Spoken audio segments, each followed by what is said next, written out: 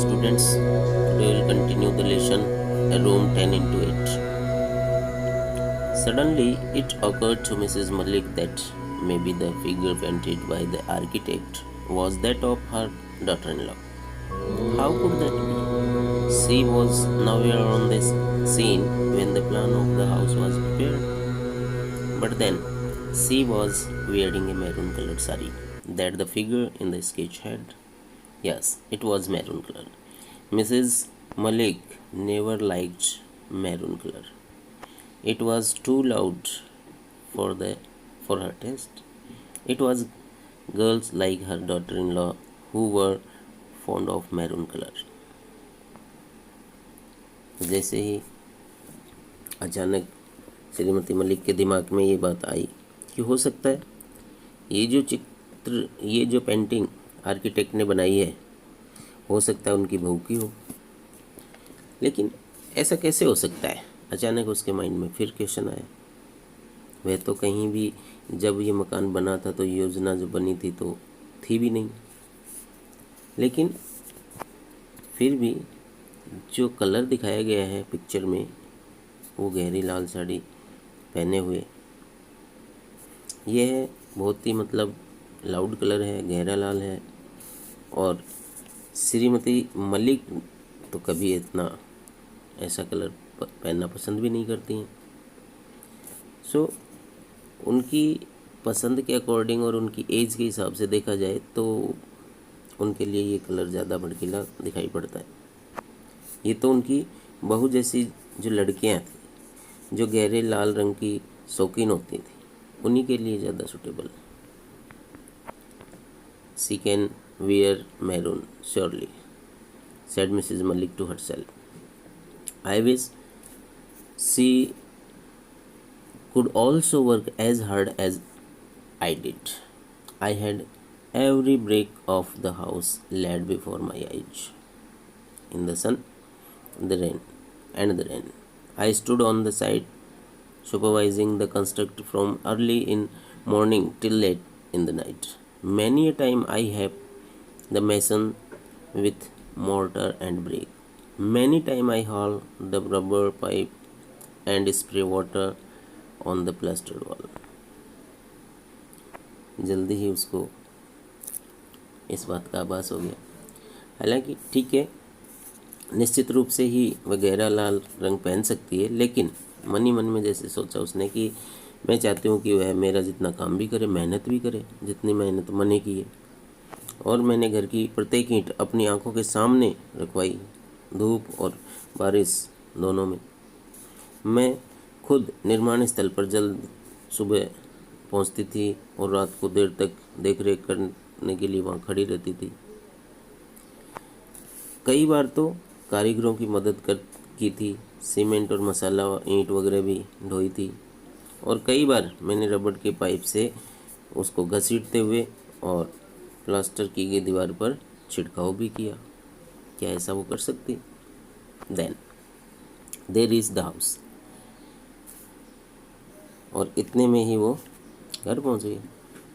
His son draw the car straight to the porch and her daughter-in-law jumped out of it, and there she stood reclining against the marble pillar on the veranda, exactly the way the architect had painted the figure in the sketch. Mrs. Malik felt a wrench in her heart. Maybe the architect had mocked at her. अचानक उसको लगा, जैसे ही वो वहाँ घर पहुँचे, उनके पुत्र ने कार को सीधे पोर्च में ही पहुँचा दिया था, वहीं ले जाकर खड़ा किया। उनकी बहू कार से बाहर निकली, बरामदे में जो संगमरमर का पिलर लगा हुआ था वहाँ जा कर के खड़ी हुई, ठीक उसी तरह जैसे आर्किटेक्ट ने नक्शे में बना रखा था। श्रीमती मलिक ने दिल में अत्यधिक उदासीनता महसूस की उसको देख करके। हो सकता है आर्किटेक्ट ने उसके साथ मजाक कर दिया हो। Standing on veranda close to pillar, trying to cover her elaborate hairdo with the maroon colored sari, her daughter-in-law was giving instructions to the servant about the luggage in the taxi following the car. अब जब बरामदे में जाके खड़ी हुई उस समय वो अपने कलात्मक वालों के जो जुड़े थे और गहरे लाल रंग की जो साड़ी पहनी थी उसे ढकने का प्रयास करते हुए और नौकरों को टैक्सी से सामान उतारने का निर्देश दे रही थी। Then the luggage had been moved from the taxi, सामान उतार लिया गया। And they put on the lights, the taxi driver drove away after having been paid. Mrs. Malik was still sitting on the back seat of their car. She had a strange sink of sensation. तो जब सामान उतार लिया गया और taxi वाले को पैसे भी दे दिए गए और वो ले गया, श्रीमती मलिक अभी भी कार में पीछे वाली सीट पर बैठी थी और उन्हें एक अजीब सी बेहोशी की अनुभूति उस समय हो रही थी, सिंकिंग सेंसेशन में लग रही थी। Then her son and daughter-in-law entered the house. They put on the light one by one, and every room was lit up. Mrs. Malik looked on wide-eyed, still sitting in the back seat of her car. In the excitement, nobody seemed to have remembered to open the door for her the way it was done. उनका पुत्र और वो जो पुत्रवधू थी दोनों अंदर चले गए। उन्होंने एक के बाद एक के बल्ब जला दिए, प्रत्येक कमरे में रोशनी हो गई। श्रीमती मलिक अभी भी कार की पिछली सीट पर बैठी हुई आंखें फाड़ कर देख रही थी कि उसको भी कोई उतारे यहाँ से। लगता है कि उत्तेजना के माहौल में किसी ने भी कार का दरवाज़ा उनके खोला नहीं और वो अपनी गाड़ी में ही बैठी रही। Then suddenly her son thought of his mother. He ran to the porch and open the door of the car. अचानक जब पुत्र को याद आई तो वो दौड़ करके आया और कार का दरवाज़ा उसने खोला। A driving in the evening always makes me go to sleep, the mother spoke in a whisper. Mother ने धीरे से कहा कि शाम के समय कार की यात्रा मुझे बिल्कुल थका देती है।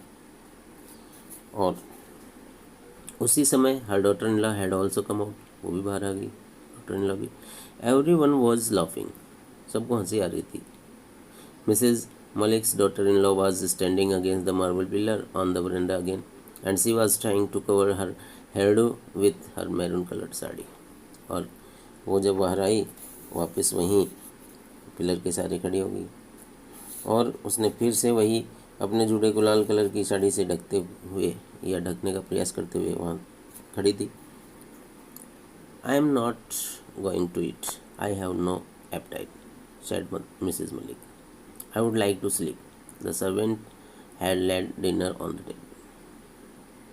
मदर ने कह दिया कि मैं कुछ नहीं खाऊंगी, मुझे भूख नहीं है और मैं तो बस सोना चाहती हूँ। नौकरों ने उस समय मेज़ पर खाना रख दिया था।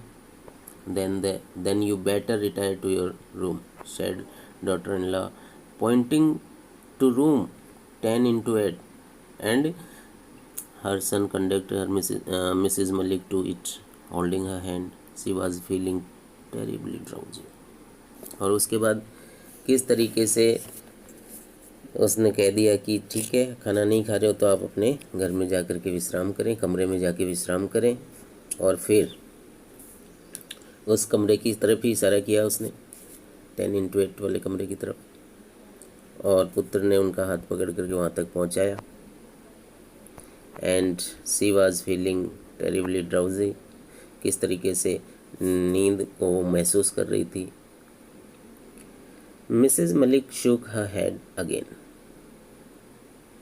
But what was wrong with it? Her husband had already gone and she would follow him. One day she must do it. Mrs Malik को ऐसा लगा जैसे वो स्वप्न देख रही कोई। उसने अपने सर को हिलाया, लेकिन उसमें बुरा भी क्या था।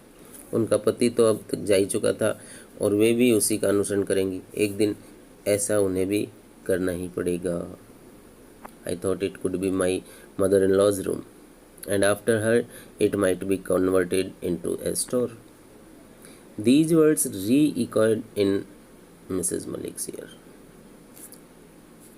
ये शब्द फिर से उसको याद आ रहे थे कि मैंने सोचा था कि वह मेरी सास का कमरा हो सकता है और उसके बाद स्टोर रूम में बदल सकता है।